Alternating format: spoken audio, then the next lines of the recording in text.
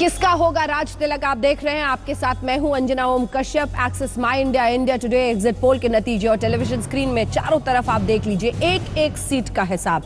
403 में से 403 सीटों का हिसाब इस एग्जिट पोल में हम सामने रख रहे हैं। सबसे बड़े सैंपल साइज के साथ इस एग्जिट पोल को अंजाम तक ले जाया गया है। उत्तराखंड में 70 में से 70 सीटों का हिसाब, वैसे ही पंजाब में भी 117 का और गोवा में भी 40 सीटों का पूरा हिसाब टेलीविजन स्क्रीन पर आप देख सकते हैं।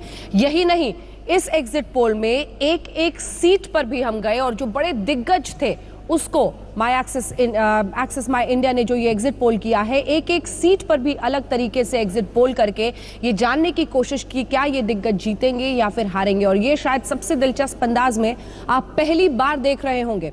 तो आइए अब आपको लिए चलते हैं बड़े स्क्रीन की तरफ और दिखाते हैं कि कौन से वो दिग्गज हैं। हमने पहली खेप में आपको दिखा दिए हैं कई दिग्गज, कुछ अभी बाकी हैं। और लक्ष्मीकांत वाजपेयी से हम शुरुआत कर रहे हैं। दिलचस्प है देखना, क्योंकि इस बार उत्तर प्रदेश में ये बड़े बड़े दिग्गज, ये बहुत बुरी खबर आती हुई, अगर लक्ष्मीकांत वाजपेयी मेरठ से हार रहे हैं तो बीजेपी के लिए ये बुरी खबर है। लेकिन इसी के साथ जो अन्य नतीजे हैं वो भी आपको दिखा दें। तो ये देखिए, रीटा बहुगुणा जोशी जीतती हुई दिखाई दे रहे हैं लखनऊ कैंट से। याद रखिए, यही अपर्णा यादव को फिर हराएंगी, क्योंकि वहीं पर सीधा मुकाबला है। अपर्णा यादव को जो एसपी से टिकट मिला है, यानी ये टर्न कोट एक्सेप्ट हो गया। रीटा बहुगुणा जोशी कांग्रेस की तस्वीर मानी जाती थी उत्तर प्रदेश में, बीजेपी में आई। ये देखिए, बहुत बड़ी जीत। अगर अमेठी में गरिमा सिंह जीतती हैं, यानी भावनाएं पहली रानी के साथ रह गईं और दूसरी रानी को अस्वीकार कर दिया। हालांकि लोग कह रहे थे कि इनके पास क्या अनुभव है राजनीति का, लेकिन लोगों ने शायद भावनाओं पर, अमेठी का दिल कमजोर है कहते हैं। ये देखिए, गायत्री प्रजापति, बहुत बड़ी हार। मैं भी अमेठी गई थी, वहां पर गायत्री प्रजापति को लेकर जबरदस्त गुस्सा और रोष है आम लोगों में, क्योंकि लोग ये मानते हैं कि इस तरह के संगीन इल्जाम और आरोप के बाद, एक तो वो मंत्री हैं एसपी में। खैर, अगली सीट की तरफ बढ़ते हैं तो जीत मिलती हुई दिखाई दे रही है तिलहर से नितिन प्रसाद को। और ये कम से कम जो एक विरासत जितिन प्रसाद की है अपने पिता की, वो आगे ले जाते हुए वो दिखाई दे रहे हैं और जीत उन्हें मिलती हुई दिख रही है इस सीट से। कुछ और दिग्गजों के जो हमने इस एग्जिट पोल में किया है, आजम खान जीतते हुए दिखाई दे रहे हैं रामपुर से। और हमेशा ये दावा करते हैं कि हमने सैफई और इटावा पूरा उस इलाके में उसी तर्ज पर रामपुर को पलट दिया है। ये देखिए, बीजेपी की तरफ से मृगांका सिंह कैराना में कड़ा मुकाबला सामना कर रही हैं, क्योंकि जब एग्जिट पोल में इस तरह के आंकड़े सामने आते हैं, ज्यादातर लोग कंफ्यूज दिखते हैं, दोनों तरफ बराबर लोग दिखते हैं, तो कड़ा मुकाबला हम दिखाते हैं। मुख्तार अंसारी मऊ से जीतते हुए दिखाई दे रहे हैं। अब ये लोकतंत्र के लिए अच्छी खबर नहीं हो सकती है, सीधी सपाट बात है। अगली जो हम आपको दिखा रहे हैं, पंकज सिंह नोएडा से, राजनाथ सिंह के पुत्र, जीतते हुए दिखाई दे रहे हैं। वैसे भी माना जा रहा है कि बहुत कड़ा मुकाबला नोएडा में था नहीं इनके लिए। ये देखिए, रघुराज प्रताप सिंह कुंडा से जीतते हुए दिखाई दे रहे हैं। लोकतंत्र के लिए एक और आप कह सकते हैं ऐसी खबर जो कि बहुत उत्साहजनक नहीं दिखाई देती है। ये देखिए, जीत मिलती हुई अगले मनदीप को भी, संदीप सोम का। अब आइए हम आपको दिखाते हैं, संगीत सोम को जीत मिलती हुई दिखाई दे रही है सरधना से। कई विवाद भी खड़े हुए थे, कुछ वीडियो सामने आए थे जिसमें धर्म के आधार पर लोगों को उत्तेजित करने की बात हो रही थी, लेकिन इन सब के बीच कड़ा मुकाबला का सामना कर रहे हैं शिवपाल यादव। ये जसवंत नगर सीट, मैं खुद उस सीट पर गई थी और उस पूरे इलाके में, इटावा औरैया, इन तमाम इलाकों में वो क्या खेल करेंगे इस पर सबकी नजर थी। लेकिन ये श्रीकांत शर्मा, राष्ट्रीय सचिव भारतीय जनता पार्टी के, मथुरा सीट पर इन्हें जीत मिलती हुई दिखाई दे रही है।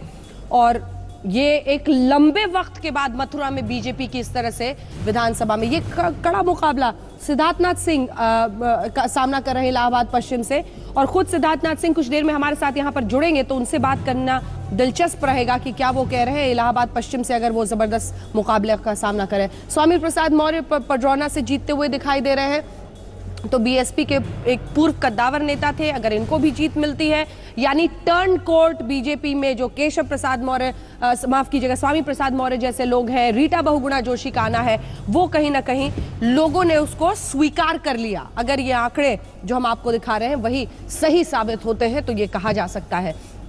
तमाम मेहमान हमारे साथ बने हुए, उर्मिलेश जी भी हम हमारे साथ जुड़ गए हैं। उर्मिलेश जी, अगर ये आंकड़े सही साबित होते हैं तो मोदी लहर, ब्रांड मोदी पर मुहर, नोटबंदी पर मुहर, सर्जिकल स्ट्राइक पर मुहर। मैंने कल भी कहा कि या शमशान कब्रिस्तान पर नहीं, मैंने आपके चैनल पर कल भी कहा कि अगर ये एग्जिट पोल के आंकड़े सही होते हैं तो निश्चित रूप से नोटबंदी पर मुहर है।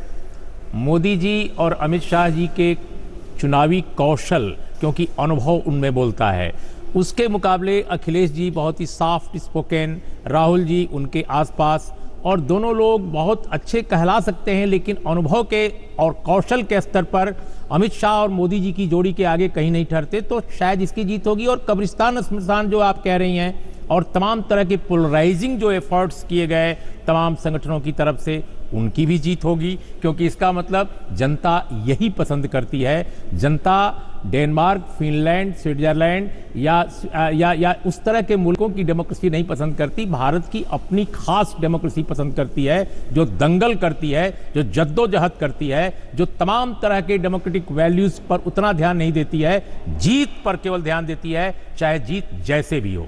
आप जजमेंट बहुत जल्दी कर देते हैं सर। नहीं, मैं तो जजमेंट, मैं मतलब तो मुझे लगता है कि आप हिंदुस्तान के लोकतंत्र, उसकी ताकत, उसकी सोच पर भी, उसकी सोच पर भी, क्योंकि आप कह रहे हैं कि लोग कुछ डेमोक्रेटिक वैल्यूज को, लेकिन वही तो है जो हिंदुस्तान को इतना मजबूत भी बनाता है। मैं तो नतीजे पर नहीं कह रहा हूं, मैं तो एग्जिट पोल अगर संभव होता है तब मैं कह रहा हूं। तो उसी डेमोक्रेसी पर अगर मगर है, उसी डेमोक्रेसी पर कह रहे हैं। शायद कह रहा ये है कि जिस तरह जब पाकिस्तान और इंडिया का क्रिकेट मैच होता है तो जो पाकिस्तान में जो जुनून होता है पाकिस्तानी टीम में कि जीतना है, कैसे भी जीते, वही वाला जुनून बीजेपी ने दिखाया। जीत सर्वोपरि, अगर ये सही है, जीत सर्वोपरि तो सचमुच मुझे लगता है कि सही चुनाव बात है। हारने के लिए लड़ता भी नहीं है सर। नहीं, बिल्कुल सही कह रहे हैं। स्ट्रैटेजी के साथ सब जाते हैं। लेकिन आप एक शालीनता जो कि हमारी डेमोक्रेसी के अंदर बहुत सारे और स्टालवर्ड्स दिखाई, अटल बिहारी वाजपेयी वगैरह, जब लोग सीखने जाते थे, उनकी सभाओं में इसलिए जाते थे कि आज कुछ मिलेगा और इसलिए सुनने जाते थे। लेकिन आप देखिए रोड शो हो रहा है, रोड शो में राजनीतिक ऐसी कौन सा तत्व है जो कि दिया जा रहा है, परोसा जा रहा है, ऐसा कौन सा भाषण है, ऐसा कौन सा फलसफा है। ये तो हमने ये सुना था कि हाँ स्टार लोग आते हैं और वो लोग रोड शो करते थे, लेकिन अगर खांटी राजनीतिक लोग जो कि एक फलसफा दे सकते हैं, जो सोशलाइज कर सकते हैं, अगर वो इस पर उतर आएंगे तो मुझे लगता है प्रजातंत्र का रंग थोड़ा फीका हो जाएगा।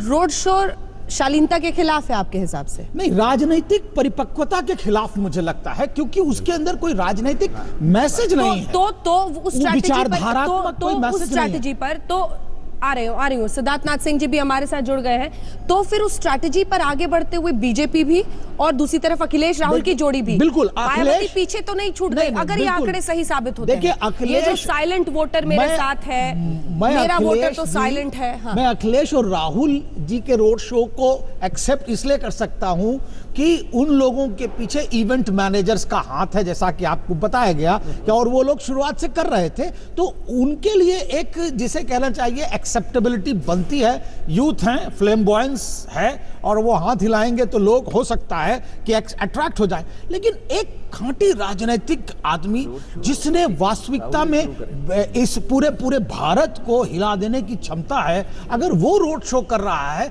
तो मुझे लगता है राजनीतिक सामाजिकरण की कमी हो रही है। चलिए ठीक है, सिद्धार्थ नाथ सिंह जी हमारे साथ जुड़ गए। सिद्धार्थ नाथ सिंह जी, हमारे इस एग्जिट पोल के मुताबिक तो कड़ा मुकाबला आपकी सीट पर इलाहाबाद पश्चिम में दिखाया जा रहा है।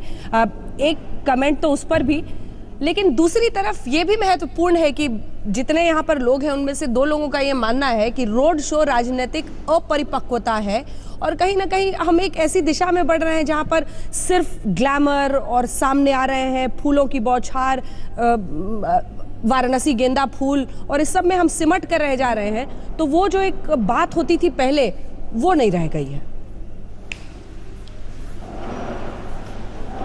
मुझे नहीं लगता कि ये सही आकलन है, और रोड शो भी एक तरीका है कि जनसंपर्क करने का।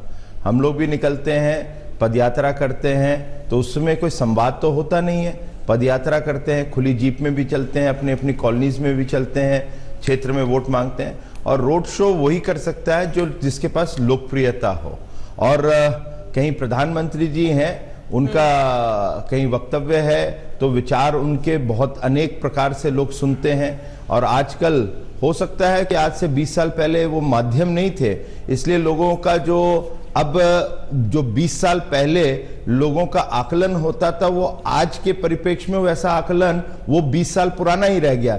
देश आगे बढ़ गया, मीडिया आगे बढ़ गई, सोशल मीडिया आ गई और प्रचार करने के माध्यम भी अलग अलग हो गए हैं। तो रोड शो वही कर सकता है जिसके अंदर दम होएगा, जिसके पास लोकप्रियता होएगी। और 3 दिन लगातार कोई करता है तो इसके मतलब भीड़ नहीं लाई जा रही है, भीड़ आ रही है।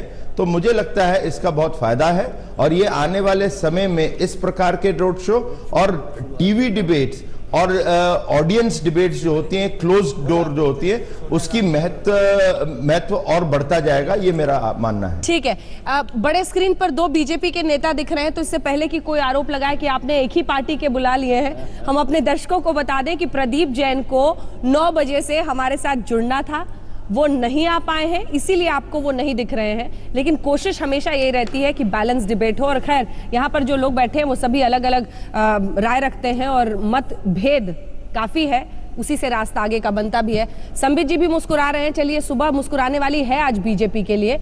एक ब्रेक के लिए हम रुक रहे हैं, कल का इंतजार सबको है। संजय जी भी हमारे साथ बैठे हुए, फौरन लौट रहे हैं एक छोटे से ब्रेक के बाद। आप देखते रहेंगे आज तक।